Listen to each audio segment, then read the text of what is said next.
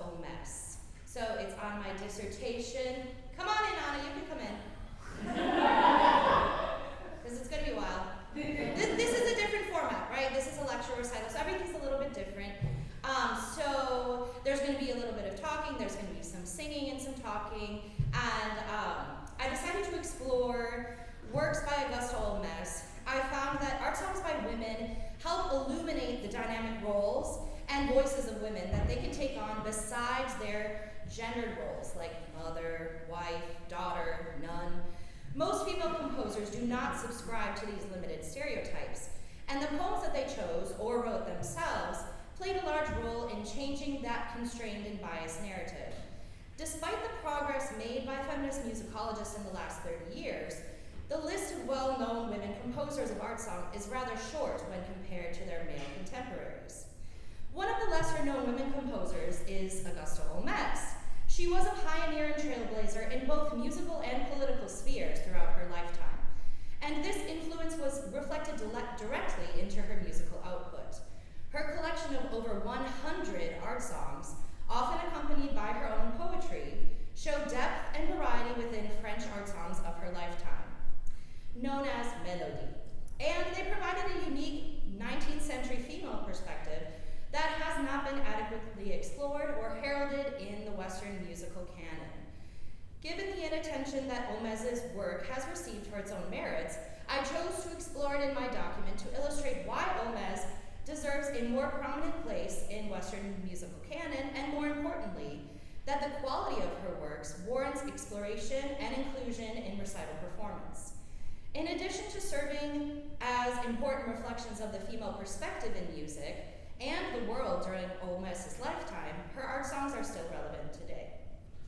So just a little bit of background on Augusta Holmes. I'm not sure how many people are familiar with her, so I just wanted to give a little background on that.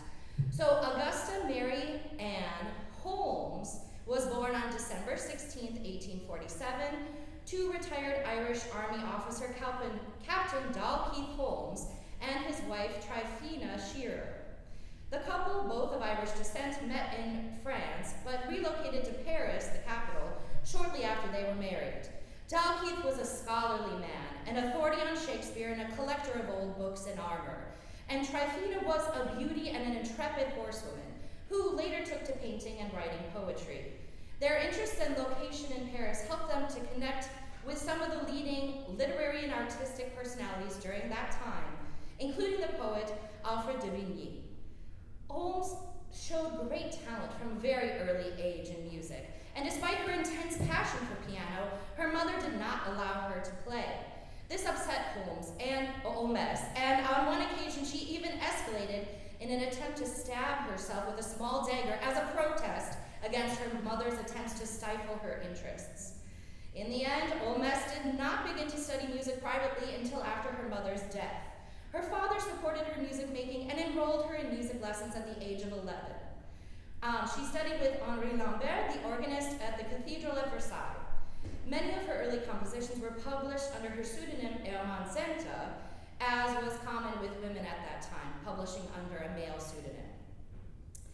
In 1875, she began to take lessons with the famous composer César Franck. Franck's experience and interest in teaching music with Wagner's interest helped to connect Holmes to him because she was a passionate Wagnerite. The relationship between Holmes that she built with Franck was a great place for her to solidify within the Paris realm, as he was very, very popular in the world of art at that time. So she was able to utilize his social circle and network of influence, helping to gain her acknowledgement as a professional musician. In 1879, Augusta Holmes, as I said first, she actually added the grave, the accent grave, to her last name, making it Augusta Holmes, as she was taking, she made a choice to acquire her French nationality. The reason that she did this was to distance herself from Great Britain and the oppressive policies that they had against the Irish people, who were her descendants. Over her lifetime, she composed 4 operas, 12 symphonic tone poems, and other extended orchestral and choral works, not to mention the over 100 art songs. And this is an output that has rarely been matched by any other female composer. She even had the privilege of staging her Ode Triomphale, a grand piece for soloist, mixed chorus, and orchestra, during the Paris exhibition in 1889, which was a centennial celebration to commemorate the beginning of the French Revolution in 1789. The huge spectacle included 900 people representing the arts and professions of the time, and served as one of the largest national festivals and symbols of the Third Republic.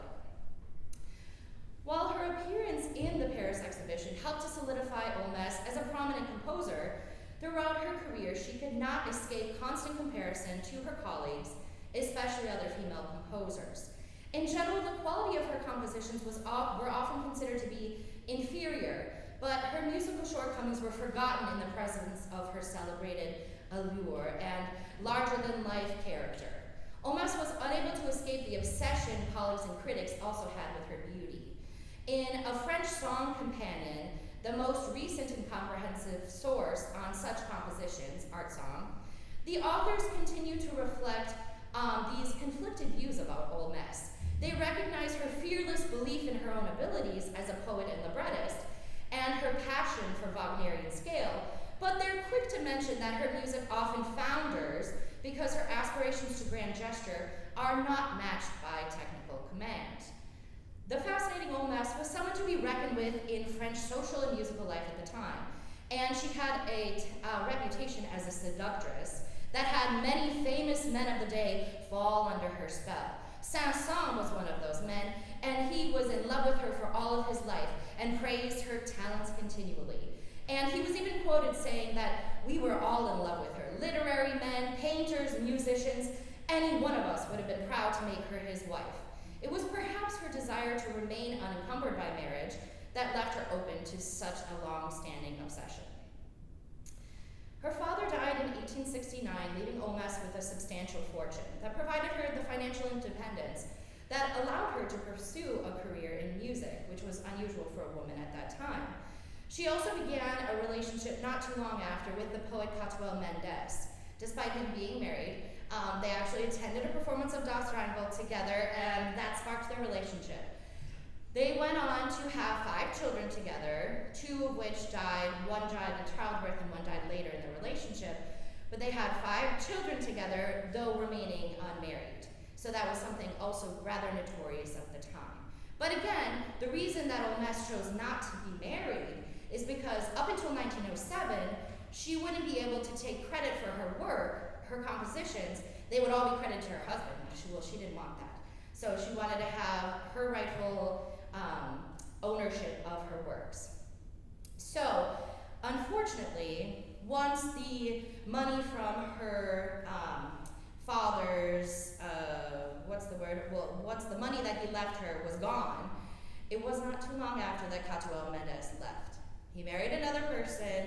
He took the kids along with her. She wasn't that much of a mother, so often he was the one along with his sister to help raise the children. Again, breaking the barriers that just because a woman has children doesn't mean they have to be the sole focus. So he took charge of the children and remarried right away. This meant that the financial support that he was providing her also left, and Auguste Olmos actually had to move into a really small apartment, and she only could support herself by her compositions and by teaching lessons. So as she grew older, she became destitute and she lived alone, all of her daughters married, and at that time she felt such alone and so much of sadness that she actually converted to Catholicism as a way to kind of find some sort of hope, some sort of look towards the future. And that was despite the fact that she hadn't been particularly religious. She always had, and you'll see in her, in some of her compositions, she does have a connection to religious themes, but it's in a bit more of a progressive way. But this conversion kind of shifted a little bit with her in the end of her life. And she did die in Paris on January 28th in 1903. So in my document, I decided to, because again, we had over 100 art songs. I'm not going to talk about all of them. As you see, there's like 2 themes. So I chose, after looking at all the different songs and trying to find things that I connected to. Number one, I wanted to choose art songs that she wrote the poetry for. Because again, that's something unusual, to find a composer that's also writing the poetry for their works. And then from there, so we narrowed a little bit, because I would say like 80 of her art songs are still composed with her own text. Again, really impressive.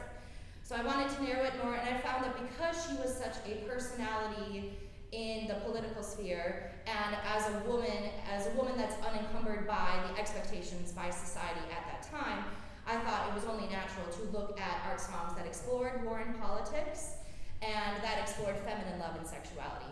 Again, looking at what's been expected of women with their love and sexuality through the lens of feminine musicologists, so we can get an understanding of what she kind of had to fight for in order to do that.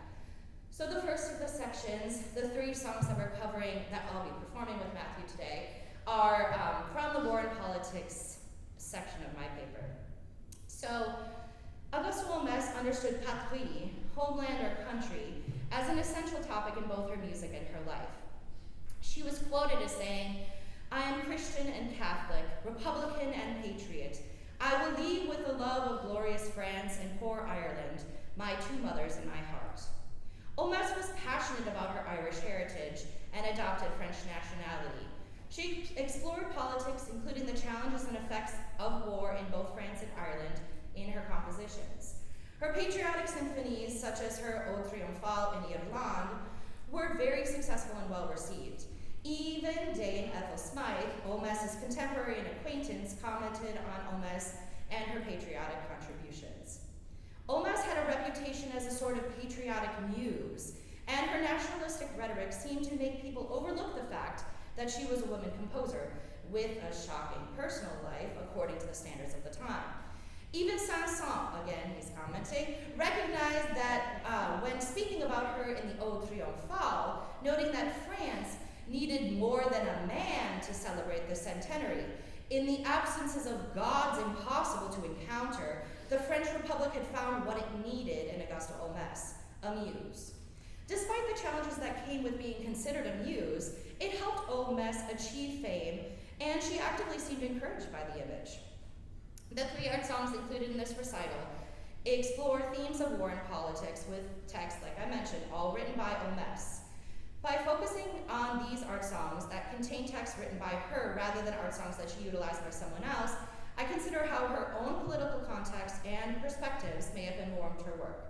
Given that 19th century women's thoughts on war and politics were often silenced, I look to give voice to one woman's perspective on these topics.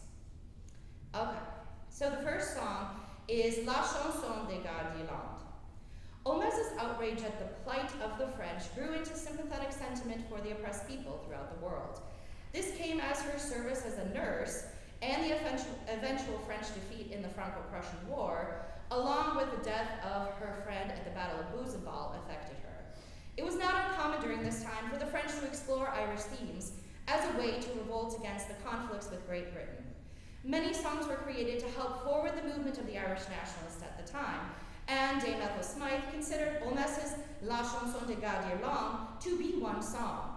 She felt that it would go around the world, but for the fact that there was no demand for an Irish home rule song in French.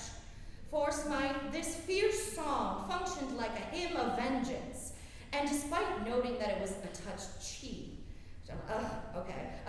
in its enthusiasm and hysterical cruelty, she still believed that with all those qualities, it was a unique song for literature. Holmes composed La Chanson des Gars d'Irlande in 1891. It is important to mention that there are discrepancies between scholars and publishers when it comes to the spelling of the word God, okay? In the title of this piece, and also in another one of her pieces later. I have chosen to include the R in the spelling of the word God. You can see in the program and in the notes. So G-A-R-S. In both the text in the music, as well as the cover page, and then in some of the old scholarly works, it is G-A-S. There isn't really a translation for that now. You know, if you translate, it translates as gas. We know that's not right. But it's a colloquial term that has now been added with the R, meaning guys. So it's the song of the Irish guys, right? Okay. And it's important to note that just because that, as you see it, there are discrepancies. So Omas begins with the piano in a short introduction setting the scene, and it's marked as an allegro mouvement de gigue, but you'll hear once Matthew plays it, it has a very different kind of somber vibe. You can feel the weighty movement of the soldiers as they're marching along, and it's almost as if they're reminiscing about what they endured in the war. After they cheer "Hurrah" for their suffering, the music shifts back into cut time, into that gigue introduction, but this time in major. Here the soldiers very gaily dance and drink to forget their struggles. And this is much like a traditional Irish drinking song, where friends would commiserate, sit around a table and swap stories with a pint of beer. And Omas evokes this humanity within the work.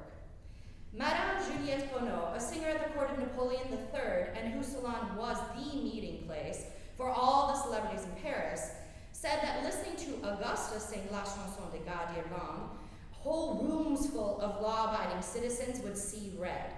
Omas was clearly not afraid to make a strong political stance in her compositions, and felt compelled to use them to make a statement in her various performances.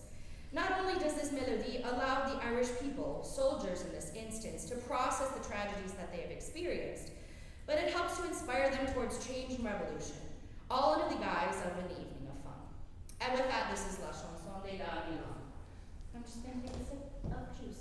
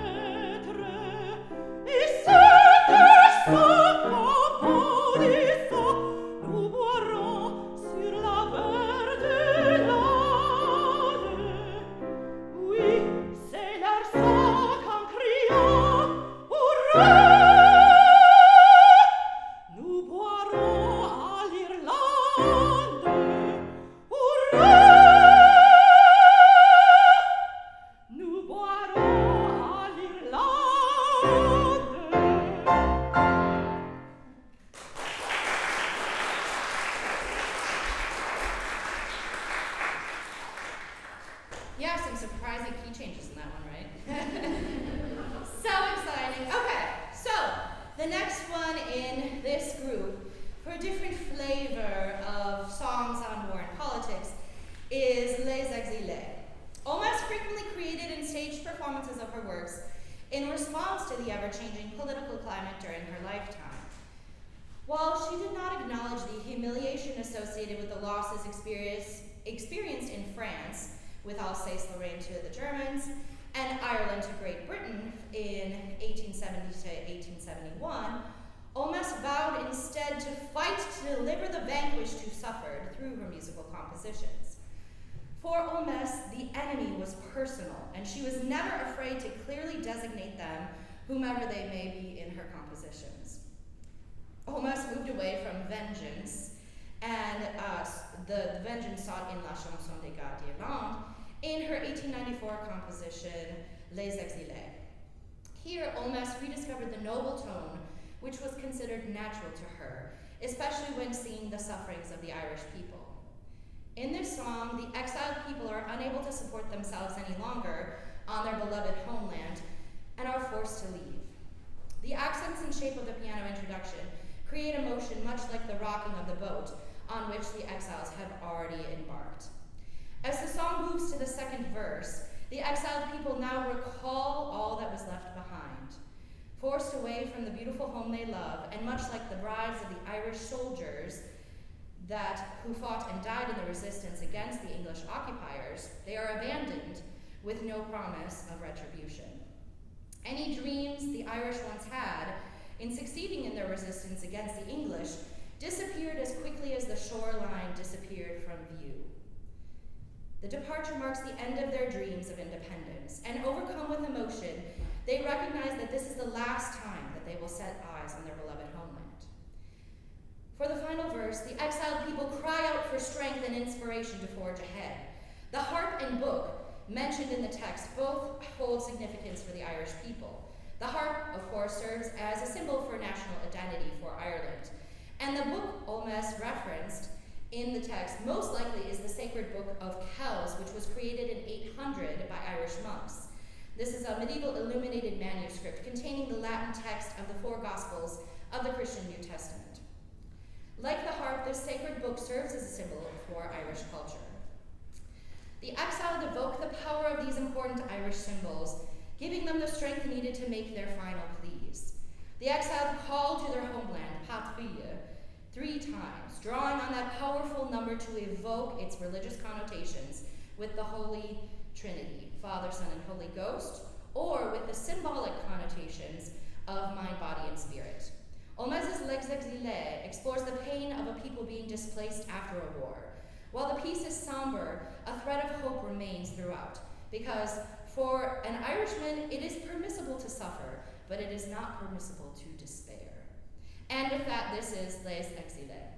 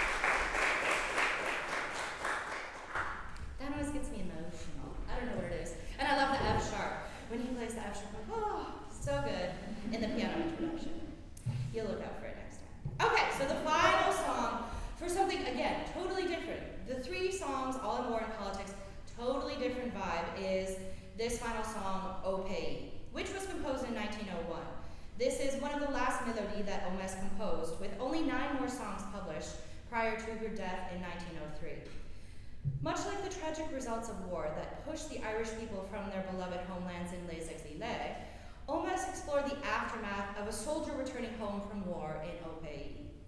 The introduction sets the scene for the song to follow, beginning with the trudging rumble of the piano playing at the extreme low ends of the range. As the piece progresses, the piano and voice increase in dynamic.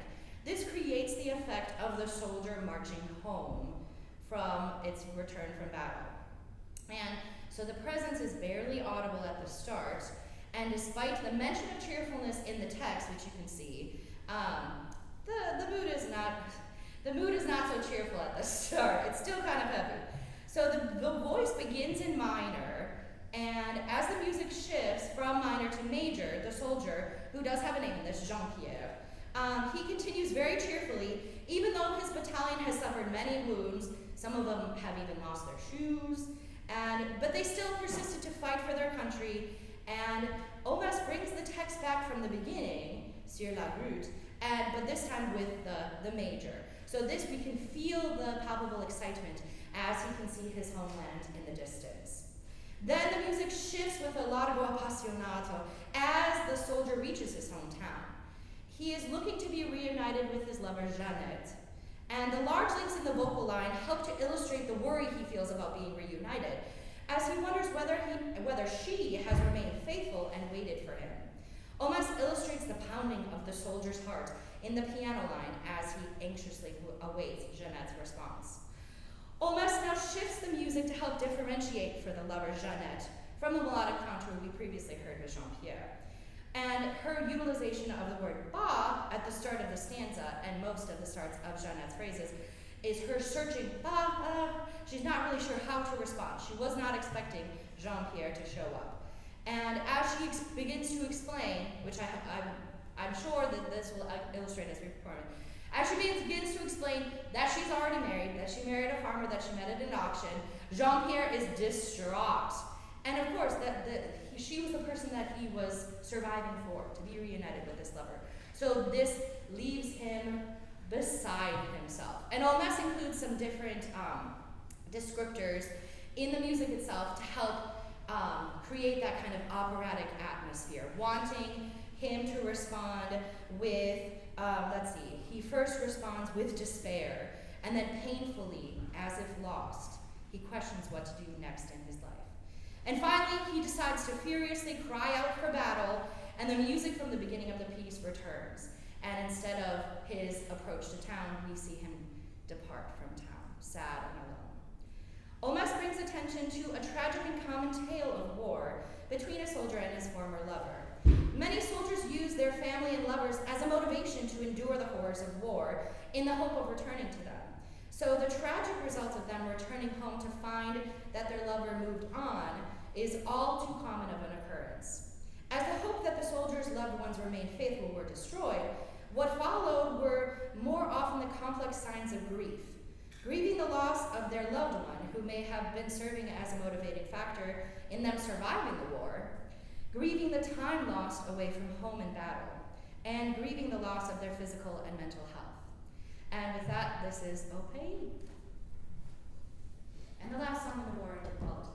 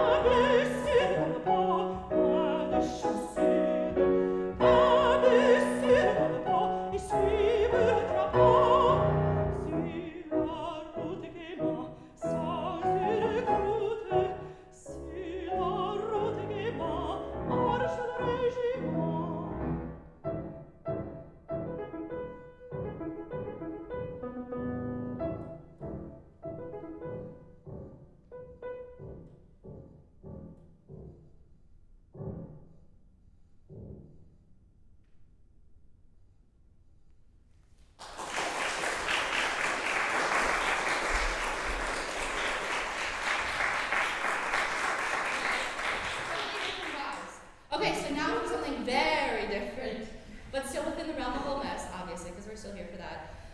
We're going to shift to the feminine love and sexuality section, okay? So before exploring the melody chosen to illustrate Ole Miss's commentary on feminine love and sexuality, some context is needed into the limitations placed on women composers at that time due to their gender. Feminist musicologist Marcia Citron noted that the conditions for European women from 1880 to 1918 improved due to social reform that was incited by nationalism, internationalism, industrialization, and women entering the labor force because of war vacancies. This social reform brought women's voices forward in the political, social, and economic circles, and allowed them to exist outside of their enforced gender roles of that time. This shift saw a vast improvement in the conditions for women composers, who in the beginning of the 19th century were limited in their involvement with music, often having to submit to and support their husbands' activities. And this allowed them, like I said, any of the compositions up until 1907, Ole Miss would have had to attribute to her husband. She did not want that. So this marginalization of women's contributions in music stemmed from the notion that women's minds and bodies were weaker than men and couldn't handle larger works, but also couldn't handle controversial topics. They should just stay at home, play their nice little music, and be happy with that. Make sure to serve their husbands, right? While it was not uncommon for men to compose pieces about love and sexuality, even sometimes from the perspective of a woman, significantly fewer compositions of this nature by women have received critical acclaim. For Ole Miss, no topic seemed to be off the table in her compositions, even something as contentious as a woman writing about sex, either implicitly or explicitly. Despite the limitations that were put on her as a woman living in the 19th century, she used her music to both engage and escape the social and musical stereotypes of her day. Her fearless dedication to music throughout her life allowed her to negotiate the complexities and ironies of gender with and achieve remarkable success. While composing smaller forms like these mélodies were considered a lesser activity by the end of the 19th century, that did not stop Ole Miss from continuing to contribute to the genre. Even the term salon music became coterminous with any music created by women, and thus was regarded as an amateur or of a lesser creative worth, which led to overall trivialization and devaluation of an entire genre. I argue that the choice that Ole Miss made in composing her melody showed her expertise as a skilled composer, along with her gift to engage in potentially controversial materials with great ease and authority. So the first of the two pieces in the feminine love and sexuality section is Évocation d'amour. Ole Miss composed Évocation d'amour in 1892. As the number of women composers increased in the late 19th century, so did critical commentary related to the types of music composed by women. The elegant and gracious music of the late 1860s began to shift to music that was considered virile and bold in the 1880s, as women composers expanded outside of the enforced constraints placed on gender. This was especially in the case with Ole Miss, whose compositions were often attacked for their virility and excessiveness in expression. Évocation d'amour delves into a woman's experience dreaming of her lover, and by invoking those dreams, they begin to shift her reality. As she succumbs to these feelings, she is overcome, being torn between certainty and questioning, distress and desire, pain and arousal. Ole Miss uses both the piano accompaniment and the vocal line to create these dichotomies, showing the feminine struggle between love and desire. The piano introduction helps to set the dreamy tone for the piece to follow, and the motion that Ole Miss creates in the introduction, and as it shifts, mimicking into the restless feeling of drifting off to sleep, she also chooses to alternate between 3/8 and 2/4 in the time signatures.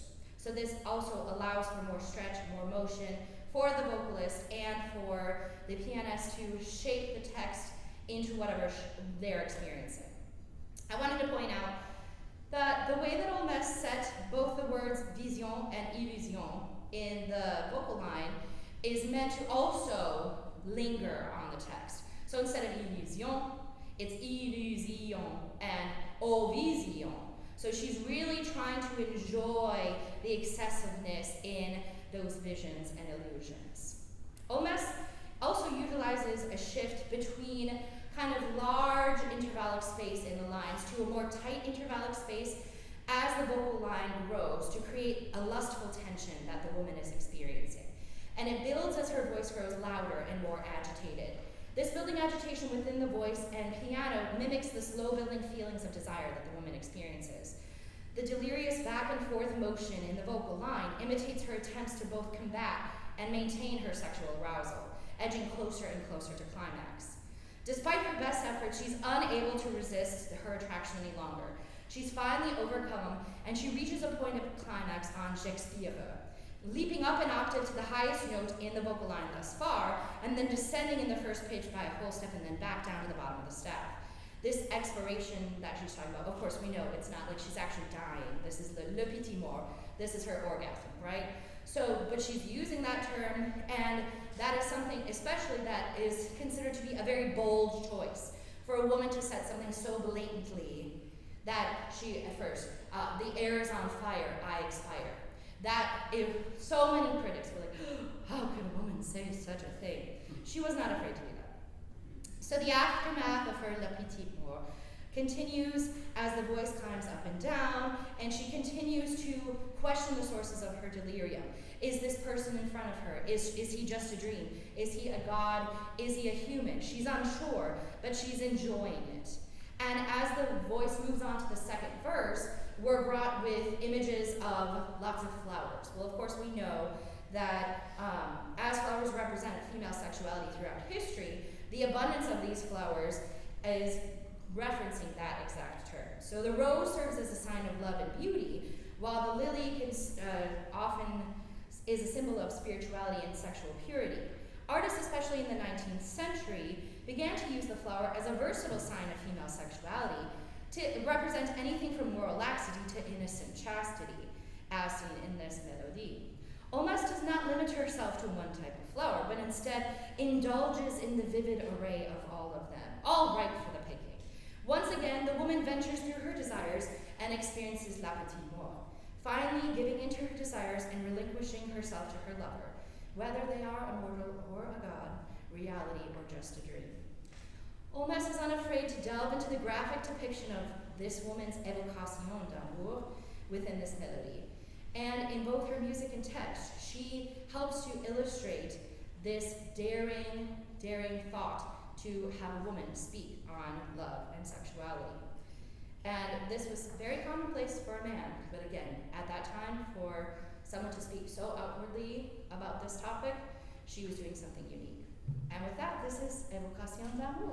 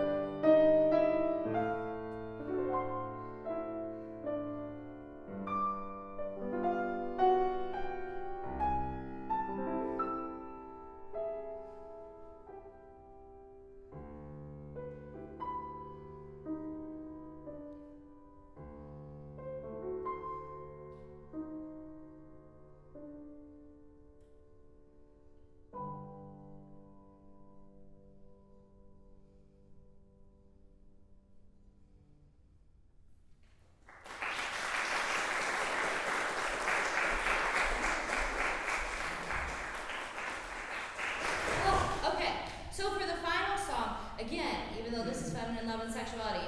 I'm just warning you, this one's gonna be very different. That one I would say was the most French, right? You got the cigarette smoking vibes and the chaise lounge. This one's very different. So the final song explored in this lecture recital is Au-delà.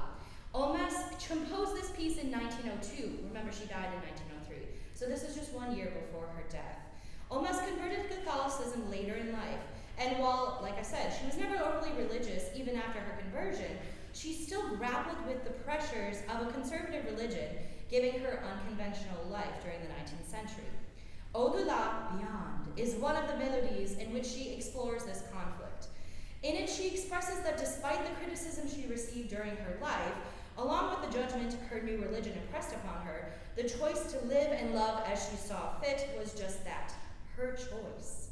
The piano begins in a heavy, loud dynamic, but the music suddenly shifts into a soft piano dynamic played organ-like, religious, right? And this somber organ music continues until the vocal line enters. The voice begins very low, and the narrator is processing their own conflicted feelings about what they've been told, and what they're expected to know and believe, along with their own true reality. After the pained octave leap down from the say, the voice continues its descent into the extremes of the vocal range with Les Flammes d'Enfer. The voice continues to grapple with those seemingly innocent and attractive things, like beauty and nature, and those are the things that are inciting the flames of hell, and this need for repentance. The accidental that Holmes includes on Satan, the word Satan, adds to its significance and the weight of the word itself, which is the final straw that leads to the need for repentance. This call sparks a musical shift in the piano accompaniment as it moves into a leggero interlude, which includes 3 expressive gestures in the piano, potentially signifying the Holy Trinity of the Catholic Church. After the seeming moment of repentance, the love and the voice is, and the voice, the love that the voice is now surrounded by, is one of hope and joy. The fear that had been dragging down the vocal line has all but subsided. As the music persists in its exaltation, all fears vanish, and the voice calls for the higher being which has prompted this jubilation. While the voice is happy to be forgiven for all the sins of their past and embrace their place in heaven, it insists on maintaining these memories of love and mortal pleasures as they experienced on earth. The piano accompaniment echoes the sentiment by responding with its rallentando scalar motion up after the word mortel, acting like the quickening heartbeat and fluttering breath that comes when remembering a past love.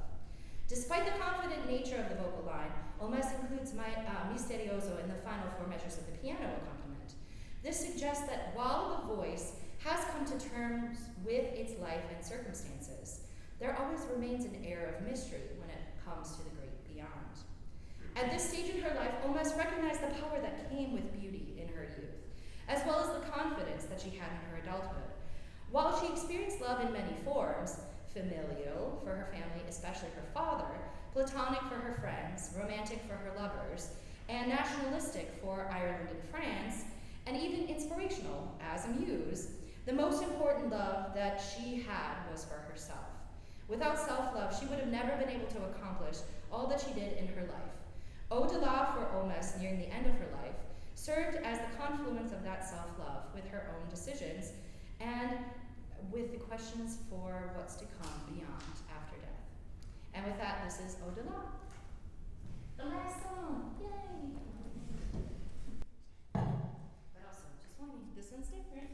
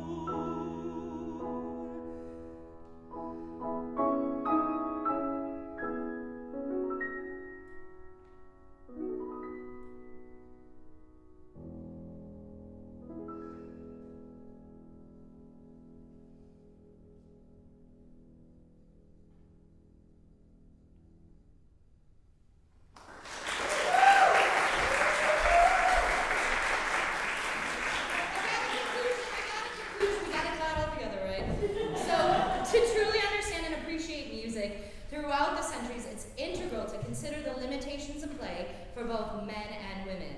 If this societal context is regarded when evaluating musical compositions, the number of compositions deemed worthy for inclusion in the canon would expand to include more compositions by women.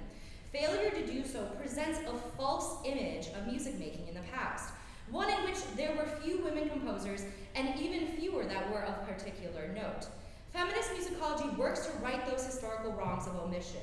In doing so, it provides women composers and women in general with a reinstitution of validity, voice, and authority. It also allows for women composers the ability to define their music on their own unique terms, unfettered from the restraints previously imposed on them due to their gender. This shift would encourage a distinction between societal ideals and the experiences of real women, and a recognition of the previous misrepresentation of the works of women composers based solely on their gender ideals rather than their lived experience. Whether it was as the patriotic muse for France or Ireland, or as the virile temptress of the dreamy lover, Augusta Olmos never shied away from passionately expressing herself in the text and music of her Mélodie. This perseverance that Olmos inspired in her political works is what makes them so powerful and engaging. Much like the fearlessness found in her works on feminine love and sexuality, she staked her claim on a perspective on love and sexuality that was normally quieted as a woman living in the 19th century. Understanding Olmos's political allegiances with France and Ireland helps to inform her compositional choices, as well as her connection to other cultures and countries that experienced the same plight. Her progressive decision as a woman in the 19th century to remain unmarried and have children with a man who was married to another woman also shaped that musical input. Her ability to inhabit the feminine and the masculine world, both in physicality, even cross-dressing at times, as well as within the constraints of gender-based ideologies in music, also influenced her compositions. Acknowledging Olmos as a dynamic and multifaceted person helps to inform those studying her works. Understanding the sacrifices that she made and the challenges that she faced are paramount in performing Olmos's works with accuracy and integrity.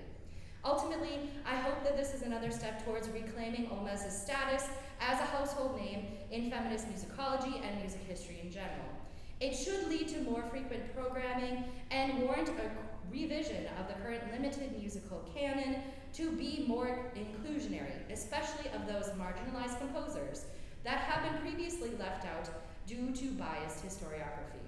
It is up to singers, teachers, and scholars to bring compositions like those explored in my lecture recital today into the regular performance repertoire, uplifting those marginalized voices that have been silenced for far too long. And with that, does anyone have any questions? All right, well that's the end, so.